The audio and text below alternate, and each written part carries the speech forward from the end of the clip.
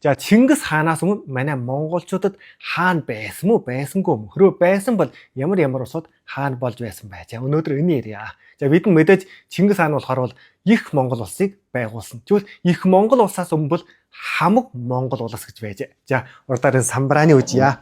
За самбраа үжихэд урдаар юу үднэ? За урдаар ингэ ногооноор бичсэн нэг хоёр хүнээ нэр Думбинаас чинь болоод Цэнгүн бэлэг. За энэ хоёр хүн болохоор ах トゥ хоёроо гэж мэдээд авч яа. За энэ нэрийг одоо чөдөл дийлүүд хэлэхгүй, уншид дийлрүү дийлж өгөхгүй бүр хамаагүй. Энэ хоёр болохоор ах トゥ хоёроо гэж мэдээд авах болтно. За тэгвэл Монголын нууц тавчаанд бол тэмдэглэж байна. Хамаг Монголыг хавл хаан жихэрж байваа гэж. За дараа юу гэсэн үг гэж байна? Хавл хаан гэсэн үг нь болохоор бол хамаг анхны одоо хамаг Монголын хамаг анхны хаан гэж ойлгож болно. За тэгвэл хамаг Монголын хамаг анхны хаан хөдөө хүүхэдтэй байж байна. Доор талд мэт чинь 1 2 3 4 5 6 7 хүүхэдтэй. Энэ дотор нь 2 хүүхэднүүд одоо манай өнөөдрийн уулган дээр холбоотой учраас бусдын битсэнгүй. Тэгэхээр хавл хаан ингээд нас барах үед юм бол яг ёсон дөрөө бол хаан ороо хүнд юулж өгвөл таана. Энэ 7 хүүхдийнх нь 7 хүүгийнх нь нэгэнд нь юулж өгвөл хаан орооны. Гэвч бол хавл хаан бол хүнд ороо юулж өгсөн байна. Энэ амбгай гэсүнд ороо юулж өгжээ. Дарыг бол одоо авга аавынхаа хүүд нь дарыг бол одоо шүүшүнкөө хүүхэдэл ороо юулж өгжээ. За энэ бол ингээд хавл хааны захирд байсан болохоор юу байж байна? Хэя аймаг. Одоо хавл хаан ч юм бол Хэя аймгийн хүн гэсэн үг. Энэ амбгай хаан болохоор Цэнгүн бэлгүй юу амбгай хаан болохоор одоо Тайчууд аймгийн хүн. Юу гэж өөрийн аймгийн хүн өөрийн хүүхдэн өгсөнгөөр амбгай хаан ондоо аймгийн ондоо хүнд одоо ингэж хаан ороо юулсан байна. За энийг би нэг үлгэр болгоод яриад өгье. Хавл хаан гэсэн үг байхгүй да. Алтан улс чи хавл хааны үед хамаг монголчууд одоо алтан улстай ингэж иргэжиж орчихсон гэдэг. Тэгэхээр алтан улстай болоод их сая болтго юм байна.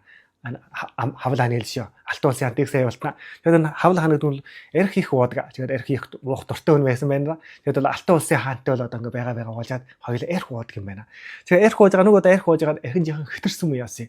Алтан улсын хааны сахлын нэг төмтрээд авч яваа. Төмтрээ авсан чи одоо болоод одоо гар доор хосууд нь одоо энэ хавл хаан гэсэн нь одоо чиний сахлын манай хаанаа сахлын төмтөртлээ манай улсыг муу үжиж байна шоо гэж. За энэс сүүлэр бол одоо алтан улс болоод хавл хаан энэ хамаг Монгол энэ бол одоо ингээд өшөөтэй болсон юм байна. За энийг л одоо домог юм үннээ хооронд ингээд их төлөв ингээд ойлгоод авчаа. Тэгээд л яасан байж байна. Тэр үед бол ингээд алтан улс бол маш их хүчрхэг шүү дээ. Тийм учраас хүчрхэг улстай ингээд өсч ингэдсэн чи одоо яаж байна. Хавл хаан дотроо бодож хайж одоо би өөрийн хүүхдүүдтэй ингээд хаан ороо юулээд өчөлөөрөө алтан ус ингээд дээлаад ирвэл манай энэ аймаг одоо хохирох нь илүү гэж ботсон гэж одоо жирам номд руу бичиж байна.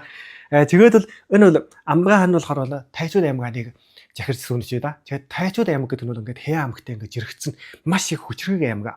Тийм учраас хавл хаан бол дотроо ингээд бодож энэ амбгай хаан дарын энэ Тайчууд аймгийн хүчийг ашиглаж яагаад алтан улстай энэ одоо өшөөгөөний одоо авуулдаг ч юм уу яадаг чи хэрвээ одоо ингээд гай барчид бол одоо өдөн илүү одоо энэ гай барчид нь оногдгоо гэсэн байдалтай. Тэгэхээр манус ингээд дөр одоо бичлэгэнд ирсэн амбгай хаан одоо хүнд алагддаг байж байна.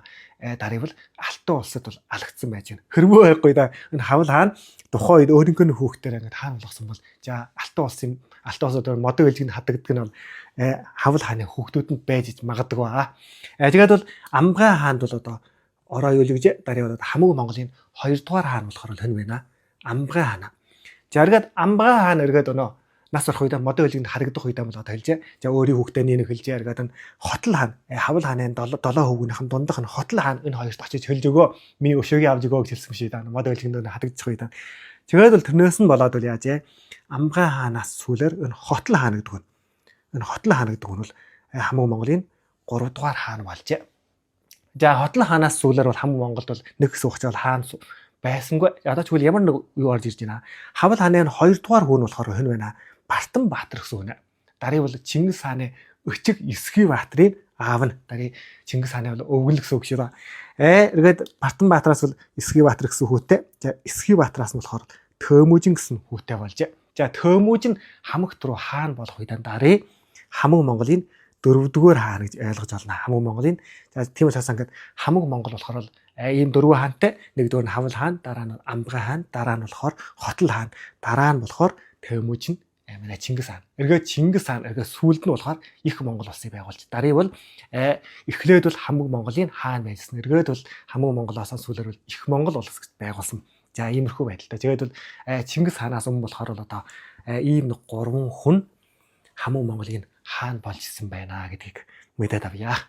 За Монгол түүхээ нэг сайн ойлгоё бол нэг маш сайхан номд хэлжүүлье. Монгол хаадын сан гэдэг. За энэ бол ингээд 10 хэдэн ном шээ 11 ном. Тэгвэл одоо ингээд хамуу Монгол гэсэн донд ингэж гардаг шүү дээ. Хөнгнүү шүнүү хамаагүй Монгол. Тэгвэл хөнгнүү жоохон манай Монголтой ямар холбоотой байжсэн. За энэ намын үсээр та бүгдийг ойлгож байна да. За дараа нь одоо Чингис хаан, Өгөөдөө хаан, Гэтэл эргээд Хуйг Мөнхөө Хавлаа хаан, одоо юун улсын хаад гээд жишээл одоо сүүлж ирээд одоо Чингисийн өрсүүдийн ингээд өөр өөрсдөө ингээд байгуулсан тэр улсууд эргээд тэр хаадуудыг одоо бүгд сайхан ингээд нэрдэг ираад өгсөн.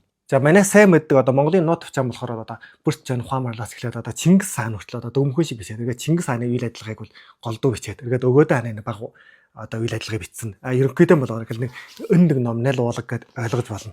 Тийм учраас ингээд Монголын түүхээнийг маш сайн нэрлэг ойлгоё гэж бодлоо. Энэ 11 бол хангалттай хүрчгэнэ. За энэ хамгийн нэг давуулга онтх нь Монголын түүхүүдийн ингээд өчгүй идэм бол одоо эртний хэлээр бичсэн байж байна. Монголын нот төвчм онцгой ингээд эртний хэлээр бичсэн юм уу гэдэг хятад гэлгэл бичсэн их өчгд. За өнгийн онцгой судалгаа хийдэг хүн биш бол одоо өчгд их төвөгтэй ч ойлгох гээд. За энэ ном болохоор бол яг Монгол орчин цагийн монгол хэлээр ингээд хичээд өгсөн. Ойлгоход бол маш амархан. Тийм учраас бол хэрвээ Монгол түүхээр нэрлэг ойлгоё гэж боддог бол энэ номыг аваад үзээрэй. За уул нь бол 400